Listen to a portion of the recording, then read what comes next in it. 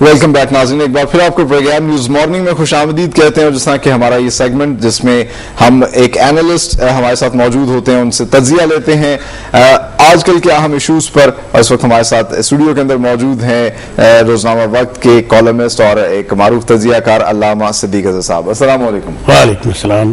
علامہ صاحب، جو صورتحال ابھی بن رہی ہے، ظاہر سی بات ہے تمام اخباروں میں بھی اسامہ ہی کی بات کی جا رہی ہے، اور جیسا کہ کہا جا رہا تھا کہ کنٹروورسیز بڑھیں گی، وہ کنٹروورسیز اٹھنا شروع ہو چکی ہیں، سوالات اٹھائے جا رہے ہیں انٹیلیجنس کے اوپر بھی کہ ہماری سیاستدانوں اور حکمرانوں کو پتہ ہی نہیں تھا اور نہ ہماری فوج کو پتہ تھا کہ آپریشن کیا جا رہا.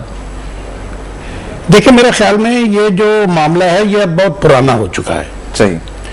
اس کی وجہ یہ ہے کہ اسامہ بن لادن کی موت کے بعد جس طرح آپریشن ہوا، صحیح، پہلے قیاس رائیاں یہ تھی کہ یہ آپریشن ممکن ہی نہیں تھا، صحیح، کہ پاکستان کی انٹیلیجنس کے بغیر یہ آپریشن ہوتا. صحیح.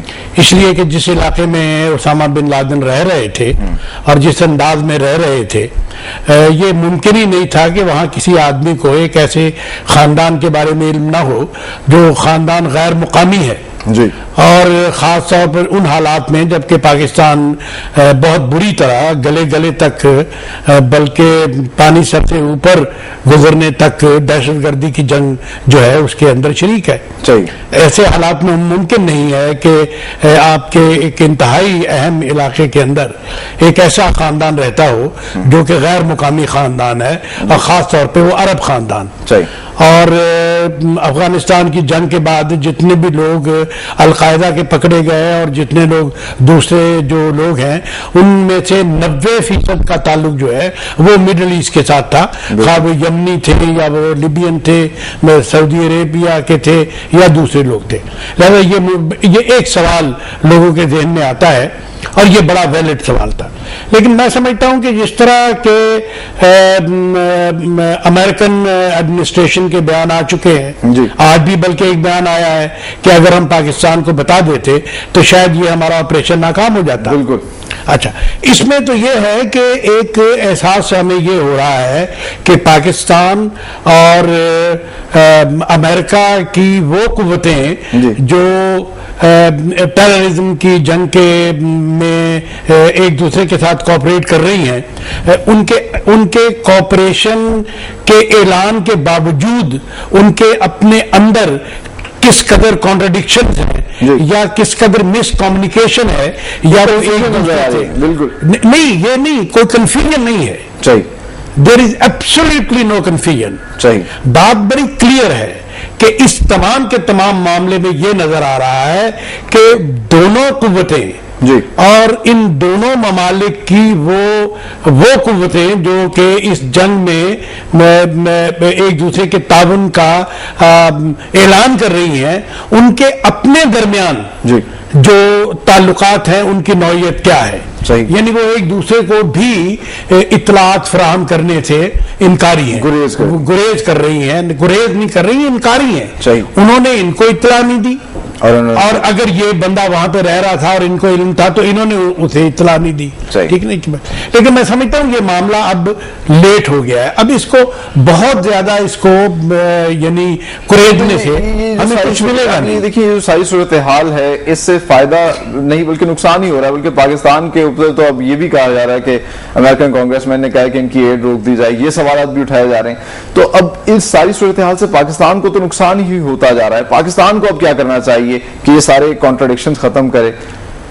دیکھیں، بات یہ ہے کہ پاکستان کے سامنے اس وقت میں سمجھتا ہوں کہ ایک ہی آپشن ہے، اور وہ پاکستان کے اندر پاکستان کے لیے یہ آپشن ہے کہ پاکستان اپنی اکانومی کو بہتر کرے، پاکستان اپنی پالیٹی کو بہتر کرے، اور پاکستان ایک ایسے سسٹم کو فروغ دے جس سسٹم کے اندر پاکستان کی اسٹیبلٹی، پاکستان کی پولیٹیکل گورنمنٹ اور پاکستان کا کانسٹیٹیوشن جو ہے وہ پاکستان کے ہر ادارے پر پریویل کرے.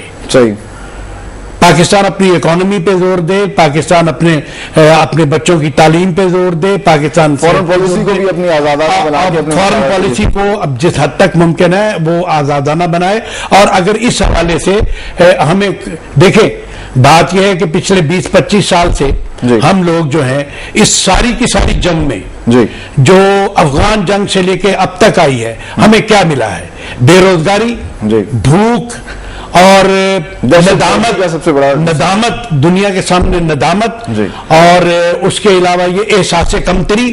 دیکھیں میں آپ کو ایک بات بتاؤں، ایک بھوکا نوجوان، بے روزگار نوجوان، ایک مرتا ہوا مریض جو ہے، اسے جنت کی حور کے خواب نہیں آتے بھائی،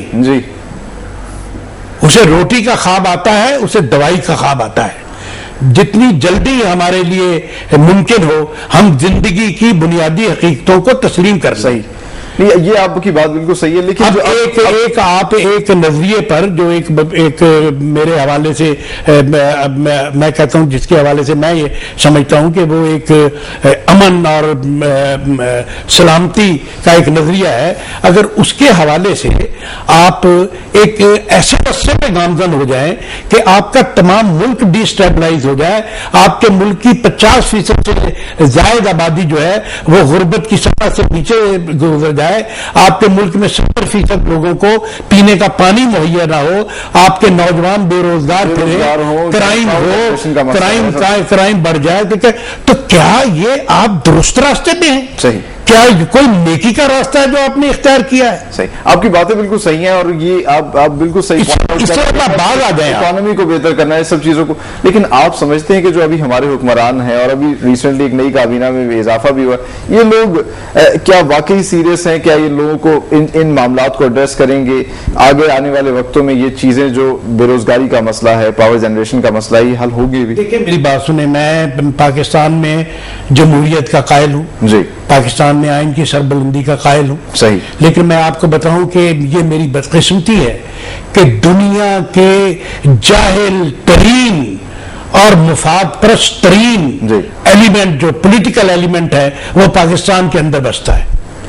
یعنی ان لوگوں نے آج تک اپنے ملک کے پولیٹیکل اور اپنے ملک کے سٹیٹ کرافٹ کا ہی ان کو علم نہیں ہے کہ کیا اس سٹیٹ کرافٹ کے اندر یہ جمہوریت چل سکتی ہے، کیا اس سٹیٹ کرافٹ کے اندر صوبائی خود مختاری جو ہے اس کو آپ یقینی بنا سکتے ہیں، کیا اس سٹیٹ کرافٹ کے؟ دیکھیں میں آپ کو بات بتاؤں، اب یہ آپ بات کر رہا ہے مسلم لیگ کاف کی، ٹھیک ہے، اب یہ کہہ رہے ہیں جی کہ مسلم لیگ کاف کے پاس انہوں نے کہا کہ جی پی نٹس میں انہوں نے